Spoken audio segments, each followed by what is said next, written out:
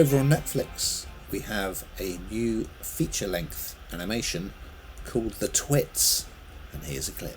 Once upon a time, there were two terrible twits. The twits hate everything, especially each other. Worms! You're eating worms! You grisly old grunion! Turmoil tonight. The Twits declared war on some local orphan children. Where are they? We're all gonna die! No one's gonna die, Harold. This was absolutely one of my favourite Roald Dahl stories. And it's funny because when I was watching this to review this now, I was kind of reading some articles from some of the different people that voice the parts, like Johnny Vegas, for example, who plays Mr. Twit. And not all of them knew a lot about the Twits. It feels like it was kind of one of the Roald Dahl books that sort of sat in all the others' shadow, like, you know, Charlie and Chocolate Factory's already been made, hasn't it? Matilda, so many of them. But I absolutely love the Twits, and I can remember listening to it on a cassette tape. You know, that shows my age, doesn't it?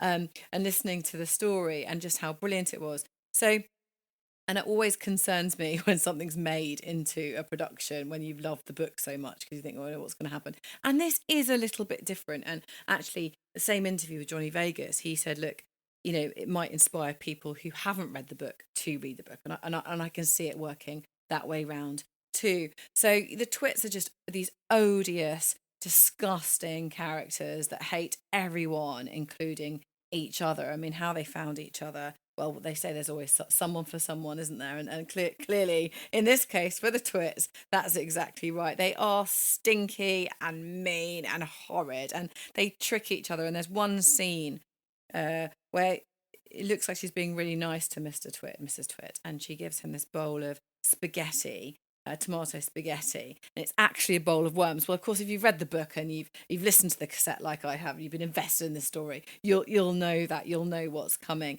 But it delivers on kind of all of those central parts of the story. Absolutely delivers on. And this follows their story, but also of rebellion, because they have a bit of a moment, really, because they become very powerful in a short space of time, and they go into battle with these very brave orphans. So, you know, so many of Roald Dahl's books are exactly about this. Is about the child taking on the adults, and of course the children are usually the brainier ones, the cleverer ones. You know, Matilda being a really good example of that. And so you see lots of tricking and silliness and good overcoming evil, having that kind of thread running through it too.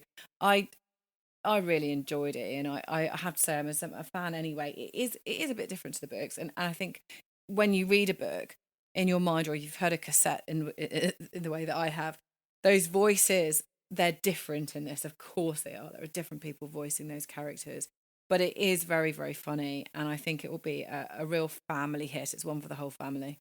What did you think? I did enjoy it. And yeah, you're right. I mean, The Twits is one of the Dahl books that I'm not familiar with, but I got the impression that they had changed or introduced quite a lot. So, for instance, presumably they don't run a theme park in the book. Is that right? Exactly. So there's that, yes, and then there are these magical animals that live at the theme park. Are they in the book? Okay, but anyway. And it's transplanted to America, of course. But you do have Johnny Vegas voicing Mr. Twit, and he's a great choice. I must say, there's a couple of songs. I mean, I really enjoyed it. I thought it was great. But yeah, it certainly departed quite radically from the original by the sound of things. But there have been some terrific adaptations of Roald Dahl books. James and the Giant Peach, of course, fantastic Mr. Fox, great animated stop motion version of that, and of course Matilda and the BFG.